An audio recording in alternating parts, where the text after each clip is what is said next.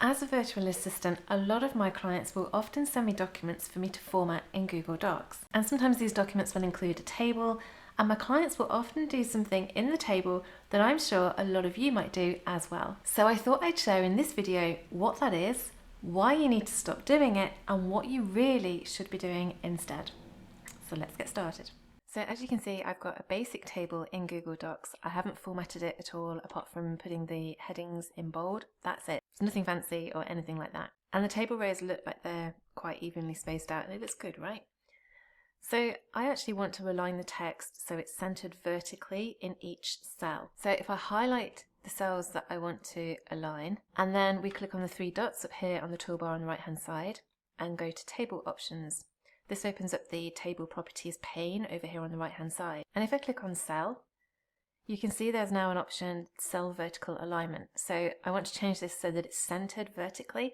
So we just click on the drop down arrow and click on Middle. And usually what happens as you're making changes, you can see the changes are being made in this actual table. You can see that nothing's actually happened in this table. And this is the reason why. When you want to increase the size of a cell in a table, you probably just keep pressing the return key and it keeps pushing it down, right? That's what a lot of my clients do. And as you can now see, it actually affects the alignment of the text within the cells of the table. So if I click into these cells, you can see that there are additional returns underneath the actual text. That's why it's not centering it vertically. So what should you do instead? Well, first, let me get rid of all of these returns. So that looks a bit better. And now we can highlight the cells again. If you've not got the table properties already open on the right hand side here, then simply click on the three dots again in the toolbar and go to Table Options.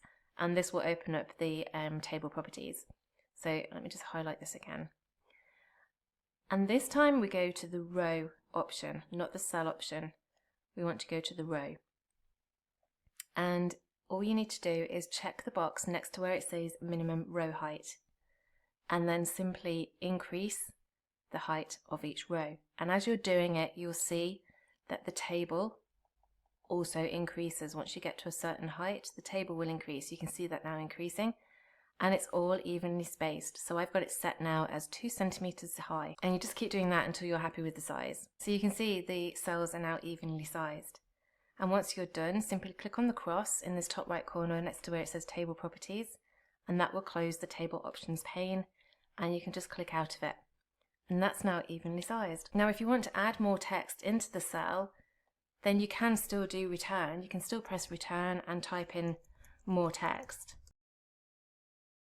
but the alignment will stay whatever you've set it as, and job done. Now I've got a few more formatting tips in this video if you want to save a bit of more time when using Google Docs. And let me know in the comments if you've got any pet hates when it comes to formatting documents in Google Docs. I would love to know. As always, thanks so much for watching, and I'll see you again soon. Bye for now.